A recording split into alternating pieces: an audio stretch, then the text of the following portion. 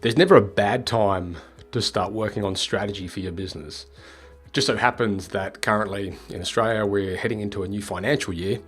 But by no means does that mean if you're not in Australia, you shouldn't be doing this anyway. I thoroughly encourage you guys to constantly be working on strategy.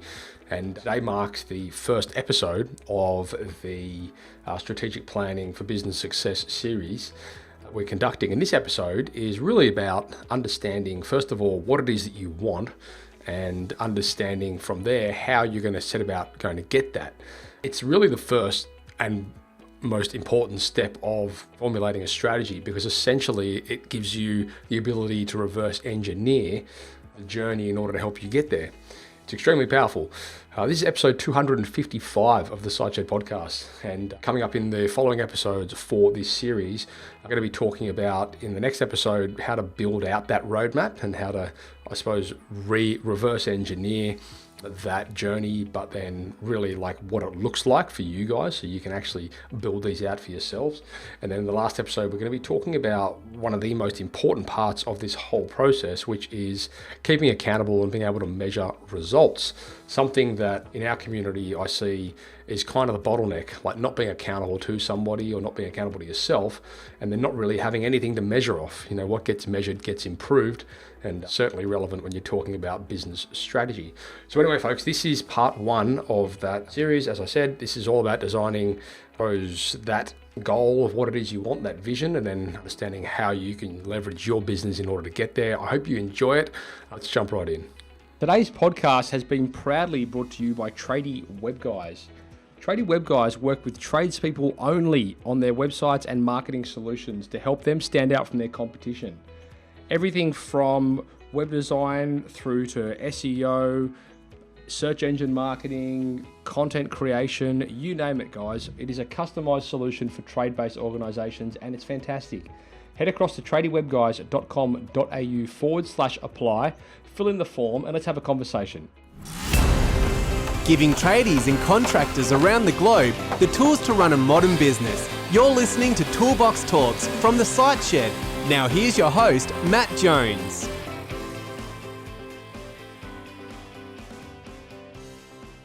Kimacha, welcome to the Sideshed podcast.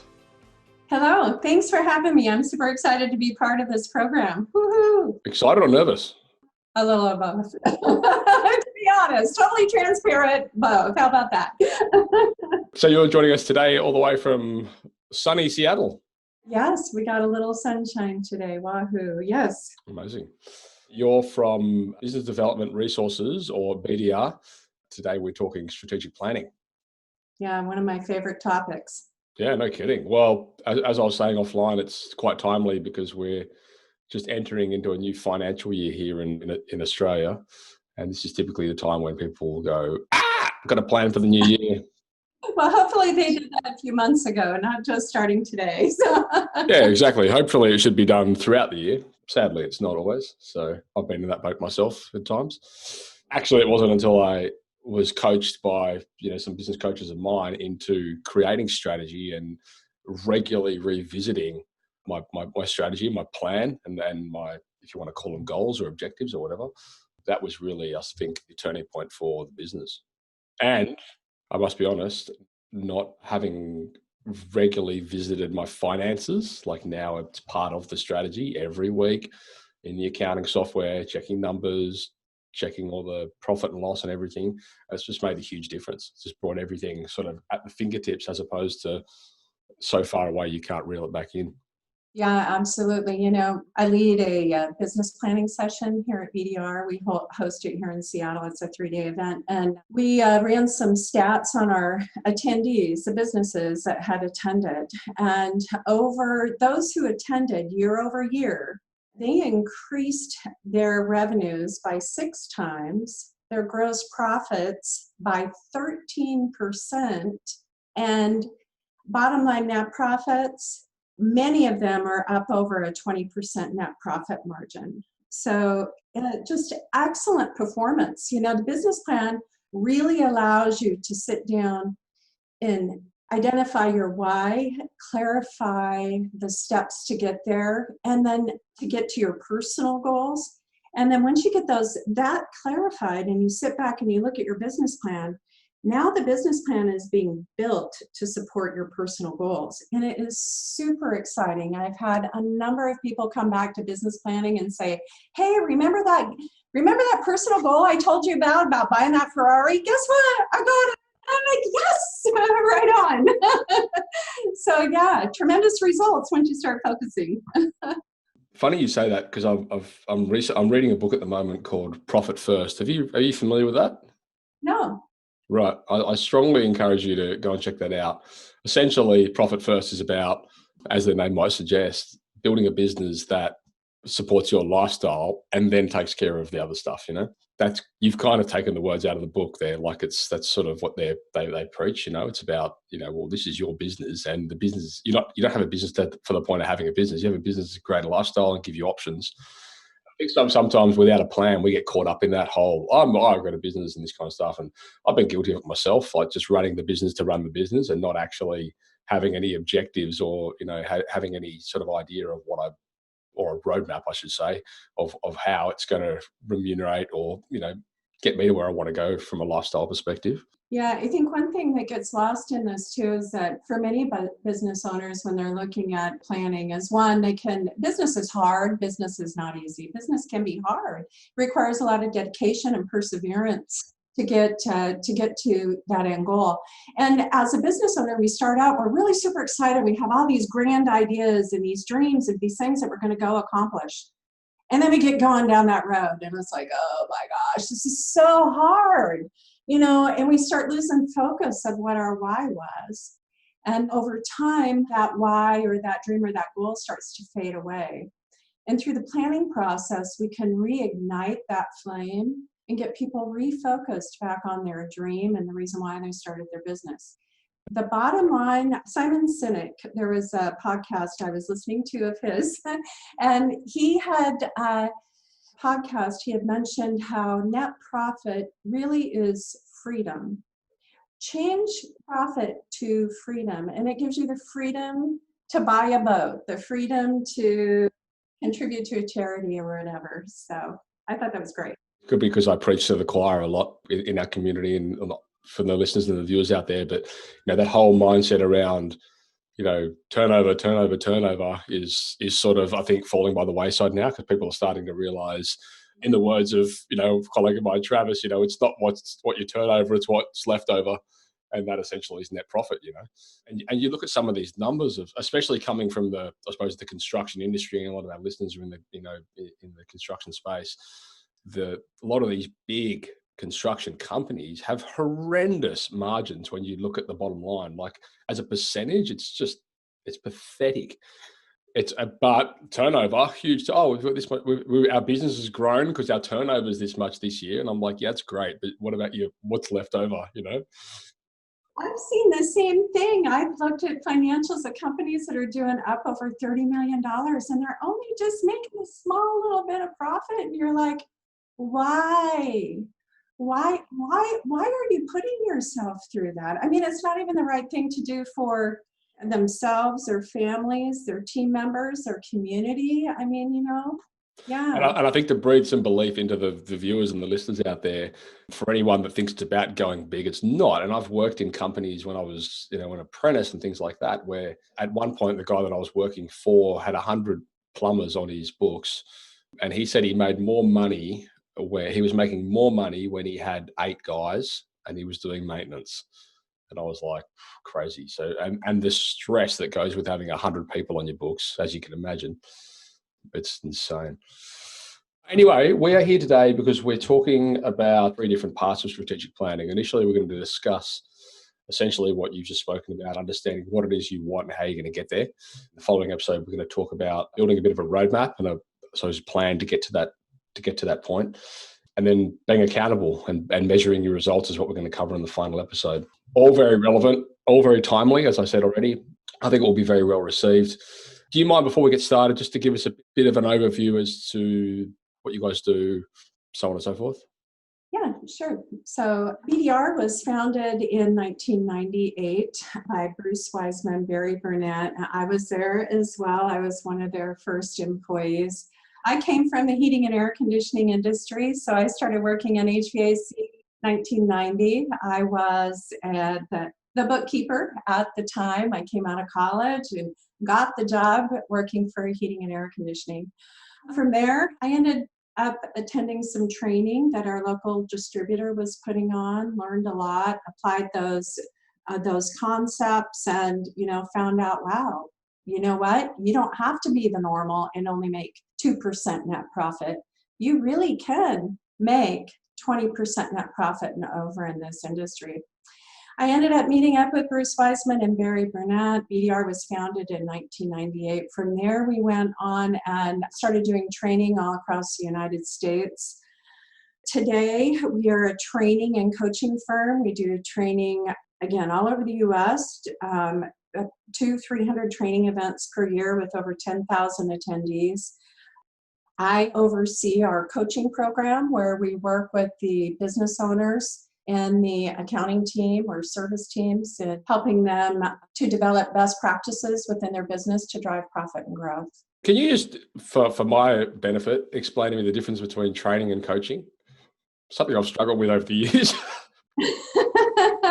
Well, the training event, they're actually an event where people come and we have attendees come into the classroom, and ours are really workshop focused. We believe hands-on. And our coaching is, we have a team of 33 coaches on staff, and our coach calls out and meets with the business owners twice a month and holds them accountable to their goals and achieving their why, their key goals. So, well, I mean, in this episode here, we're talking about is what you want and how you're gonna get to it. So we may as well jump in.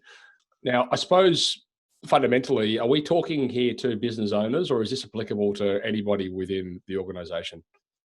well, I think it's applicable to anybody within the organization. I mean, there is a focus on any leader within the business, owners and managers. Certainly the owners have a large role within the entire process. It's interesting because I don't know if you're familiar with the great Mr. Al Levy. Have you met him, the 7-power contractor, in your travels? No, I don't think so. Okay. He's been on the show a load of times and he's an absolute wealth of knowledge. But one of the things that he taught me probably a couple of years ago is the power of using your business to obviously create, help you get to what you get what you want, but using your business as a way that you can help your staff get what they want. And man, I tell you what, it's had some amazing impacts in my recruiting process, being able to communicate that up like in the beginning, like from the onset, because people, and this is entirely, I salute this entirely to Al. Like, he really taught me the value of offering a career path instead of a job and being able to help people get what they want through working with you and your organization, as opposed to companies I've worked for in the past where, the goal was, well, if we can hit this number, the boss is going to buy a new boat and take you out on it. It's like, really? Like, did you say that out loud? So I think it's quite a interesting paradigm, especially, and I think now it's quite funny as well. Sorry, I'm going on a tangent. I do this, by the way. We're in this space where for years now, and for as long as I've been running the podcast, and I'm sure a lot further, a lot beyond that, every single market I speak to with people around the world, the common denominator has been, I just can't find good staff. I just can't find good staff. Now, all of a sudden, we're in a situation where there is talent available because due to coronavirus, people have been retrenched and let go and all this kind of stuff, made redundant. And all of a sudden there's talent. And now people are going, there's all this awesome talent. Now I'm fighting to get people. And I think it's made people go back and reconsider the way they hire. And I suppose like that planning aspect, or being able to, what will your business potentially do for a potential employee in terms of helping them get what they want? Yeah, absolutely. I think one of the hardest things in business is formulating a really good team. Like any sports team that's going to make it and take home that championship trophy, every team member on the team has to be hitting on all gears. Every team member, even the support team, not just the players, not just the coaches, the entire support team as well. And so finding really exceptional talent is hard. The key to keeping that talent once you get it is to ensure that you've got a very strong corporate culture. You have a shared mission, you have shared values, shared vision of where you're headed for the future. And you let them know that they do have a future within your company. And many of these business owners that to start up their own business, they left to start it up because they didn't feel like they had an opportunity. Right. And so with that vision and with that stuff, like I'm sure you're going to get into this a bit deeper, but like what exactly are some of the things we should be sharing? Because I'm guessing it's not always going to be about, this is my goal for my company's net profit this year. Again, that doesn't really resonate very strong with your team. Or it can do, but maybe higher management. But I mean, respectful of the fact as well that pretty much I would say all of our audience and all of our listeners are not corporate. They're all blue collar tradespeople. They're plumbers, electricians, builders, landscape gardeners, so on and so forth. So they're probably on the smaller scale of that. That said, I mean, there's nothing wrong with applying corporate mindset into small business. I found that works extremely well. On the flip side of that, it also can help to apply a small business process into a larger scale business. I found as well to take people away from being just a number and actually make them a person. So that's another conversation. So what are we actually talking about here with that? So talk to the team members about with respect to our plan and our future. Yeah, I suppose when we're trying to cast that vision or we're trying to express what we want, how we're going to get there, the company vision, the mission statement, all this kind of stuff. Like, how do you present that in a way that demands buy-in? Right. Well, I think a lot of the buy-in starts with being an authentic leader and really gaining the trust and respect of your team members. So a lot of that starts there. What do you share with them? Well, you share with them the vision and what is that vision? Hey, in 10 years, I do like to look out 10 years. We may not build a plan out to 10 years, but we need to cast it out there a ways because we need to see those who can see their vision with absolute clarity will achieve it. And if we start breaking down our business plan or it's only a 1 year, 3 year, 5 year, and we don't get all the way out to that big 10-year goal, which I know is pretty hard to conceive.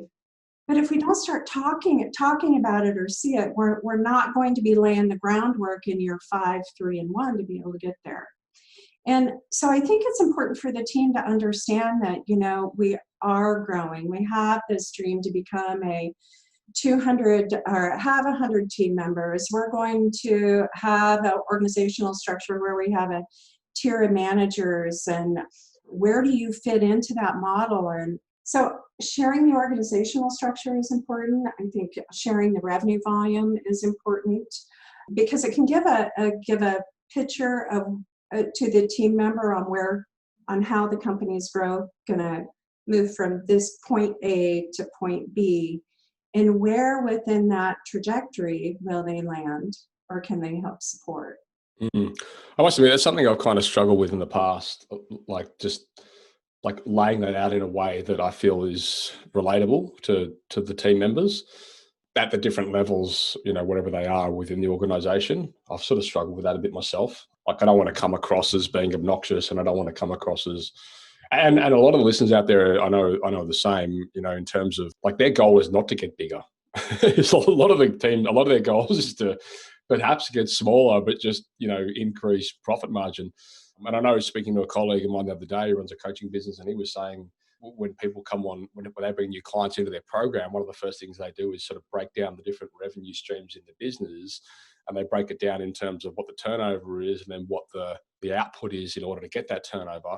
And very often, the first thing they end up chopping from the business is the part of the business that has the greatest turnover, because it just sucks up so much resource and it's so labor intensive. If they just, although they're going to sacrifice a huge chunk of turnover, they're not sacrificing much leftover. And it's quite an interesting paradigm, because we kind of think of oh no, it's all about you want to consistently be getting, growing and getting bigger and bigger and bigger in terms of your turnover, but it's very often not the case.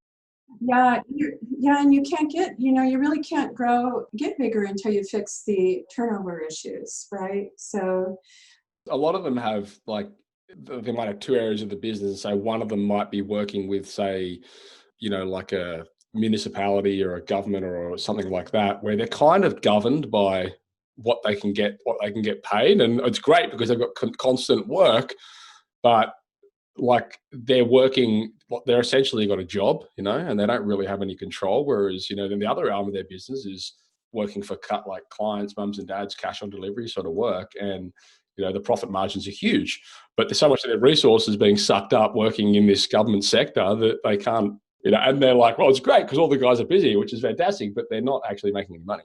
No, yeah. And it's just busy work that's sucking up those resources. So where's the opportunity at? And I think, that's part of what business planning does, is help clarify that. As far as what you're going to share with your team members, just to get back to that as well, there's different things that you're going to share with different team members from a business plan component. You have your leadership team, your management team, and that's everybody's involved in that at that layer. They share their business plan with each other so they can hold each other accountable, and they get down into the details. They know what's going to happen. As far as the, your installers or technicians or your administrative support team, we encourage our clients to host a party at the end of the year and invite the spouses to this party and share just all the phenomenal things celebrate all the successes, share what's coming at them, and get everybody just really rallied up and like, yes, I'm so happy I'm part of this team. Woo woo. And then when it comes time to make a decision on maybe a job change or something, you've got the total buy-in of the spouse. And they're like, oh no, you're not going to leave that job. Did you see where they're going? You got a future there. You stay where you're at. Man, am I glad that came from a woman. The hotline would be lighting up right now if it was me that said that, I'm sure. Yeah, I mean, that is a valid point, though. Like, it'll be interesting to see how many, what the end of year party looks like this year. It could be one hell of a big Zoom call, but I mean, I know what you mean. You've got to cast that vision. You've got to get people to buy in. I mean, in terms of like mission statement, you see so many mission statements out there, which just seem so like, oh my God, they've just clearly done this because their business coach says, you need a mission statement. So they're like, we strive to deliver the greatest. Oh, shut up. Like, it's just so, I think finding ones that actually, first of all, inspire you and actually, they mean something to you, but then like communicating that mission statement to your team, like that's tricky. Well, and you communicate that through actions. Right. Constant discussion, right? Everything we do and say surrounds that. And, it really then ties to the value statement. The value statement is your company constitution. And that's where you make every one of your decisions at. If you have a hard decision, you go to your company constitution or your value statements and you filter it through there. But the mission statement is really important because really think of it as your purpose statement. So what it does is and I know there's a whole bunch of people out there that will say that, oh, your mission, it's just a bunch of foo-foo. I don't want any of that foo-foo stuff. Move on. We're going on to the next thing. I get it. I've worked with contractors for a lot of years now, over 25 years now, and I've heard that a lot. But really, it is the foundation of the company. It's where everything comes back to rest on. What is our shared purpose? So when you look out at your team, what are we marching forward together to achieve? So it brings unity. So it's just not a statement, it brings unity. And then we move to, the vision statement. And the vision statement is where are we headed? This is where we're going. You never get to your vision statement. Your vision statement is always going to be casted out there.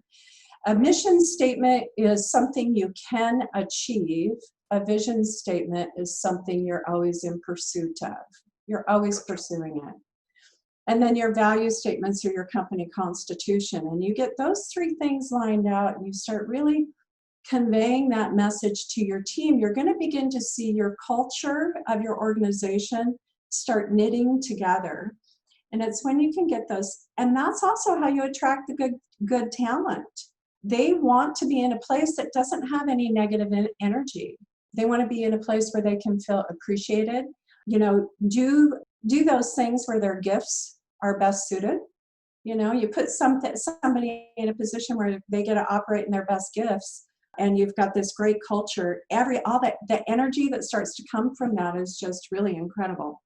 Yeah, I suppose it's quite important at that point to have people, like the right people in the right place, isn't it? Like, I mean, you talk about leadership and building rapport with your team and that kind of stuff, and it's like, and I'm guilty of this. I swear to God, every time I do it, I pull myself up on it. But like, if something happens in the company, which I'll have a short temper at some things, and I just lose it, And I'm like, and I look back after and I go, you should have done that. Like, that was just. And sometimes I think I'm probably not the right person to be having this conversation with that person. Like, I'm more suited in other roles in my business, which is actually why I'm just so proactive at the moment hiring to remove myself from that, because I know it's just not.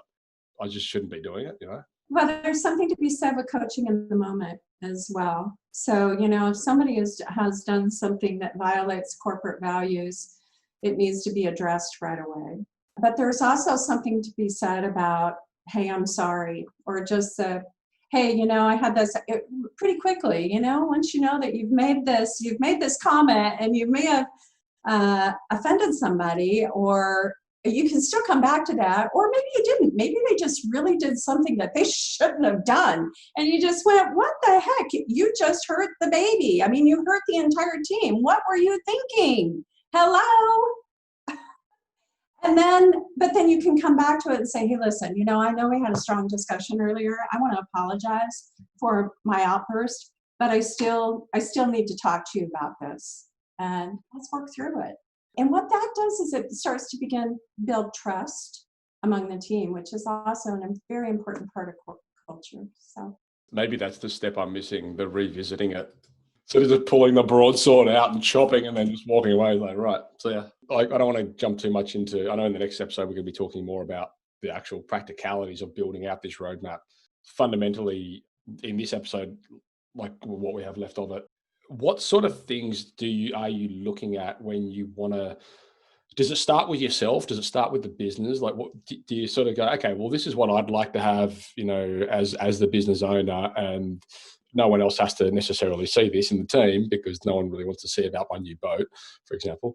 And then do you design the business strategy off that? Okay, well, this is the goal for the business. This is where we want to go here, and this is how we're going to move towards it. And here's the game plan kind of thing. Is that how it works? Or? Yeah, absolutely. You always start with a why.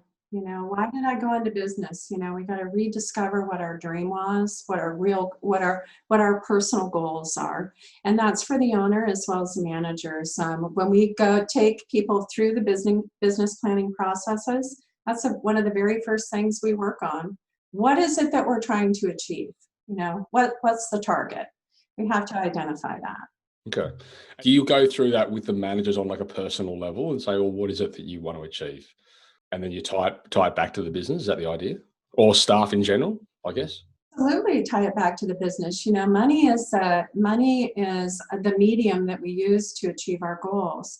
Money gives us freedom to do those things that we want to do. So with the managers, we can structure incentive programs or compensation plans that will, if they achieve certain targets within the business plan, it'll increase profitability for the company, which thereby is shared with the manager as well. So those incentive plans are developed, hey, a service manager, you want to buy a boat. Well, great. Well, what kind of boat? When do you want it? And what is it that you want? And now let's figure out how you're going to get it. And how do we meet that timeline? And then we start backing into that. Everybody's got to have a why. And at planning, we encourage everybody to share their key goals. Talk about it. I found that's been really powerful over the years, just being able to, quite empowering in the sense of making it bring to reality how achievable things can be. If you have like a big vision, or if you have like something that you really want, when you look at it on the whiteboard and you go, oh, wow, that's like a really big goal. And it does look like a really big goal. And then when you go, okay, let's break this down into bite-sized chunks, and you go from the 5-year into a 3-year, into a yearly action deliverables, into monthly goals, into daily or weekly actions and daily tasks. It's like, this is actually not that hard. This, I mean, it's all I have to do every day in order to get this. Like, it's really, really empowering. And that's made a big difference as well, like, over the years. And to be honest with you, I think every single thing I've written on the whiteboard has been achieved. And my only regret is not writing a bigger goal.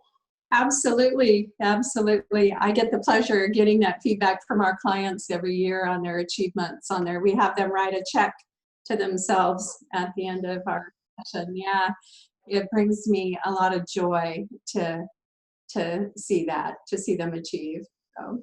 All right, cool. So are we good to wrap this one up then in terms of establishing the first episode, deciding what you want and how you're going to get it? Are we kind of ticked all the boxes there? Is there anything you wanted to add? Well, I don't think so. I think, I'm excited for our next episode. I'm quite passionate about business planning, primarily because I've seen all the wonderful results that clients have received over the years through the planning process. So they've achieved a lot of freedom and also brought a lot of freedom to their team members and their families. So it's very cool. Yeah, lovely. Well, in the next episode, folks, we're going to come back and the rubber's going to meet the road map. We're going to be talking about building your own roadmap when it comes to strategic planning. I guess that's going to be more of a practical application for you guys out there, so you can sort of get a bit of a vision as to how you can go and implement that yourselves. Folks, if you'd like to get hold of Kim, you can do so over at bdrco.com. That's bdrco.com. And the email there is info@bdrco.com. Anything else I've missed there, Kim? I think you covered it all. Thank you so much. Okay, cool. Guys, we're going to close this one out. If you've got any questions or if you got any feedback or if you had any experience with, or positive or negative, I should qualify, in relation to, I suppose, getting your goals out there and really striving towards them, by all means, post some comments wherever you see this podcast come across your feed, if it's in social media or if it's come through our email or whatever. I'd love to hear your feedback. I'd love to hear any tricks or tips or tools or tactics that you guys are using in order to help you to get from A to B in that regard. And if you've got any questions or if you've got anything that we haven't covered in relation to that, by all means, I'm sure I could get Kim back on the show to answer any questions that you might have. So just let me know. Kim, let's wrap this one up. We're going to come back with part 2 next week. And for all the listeners out there, thanks for tuning in, and we look forward to chatting to you in the next episode. Thank you for listening to another episode of Toolbox Talks. If you're liking what you hear, then you can head across to thesiteshed.com, where you can join our community by signing up to our Toolbox Talks. You'll get sent a weekly notification, which is basically a highlight of everything that we've spoken about during that week, along with any other industry news that may be relevant or specific to the trades.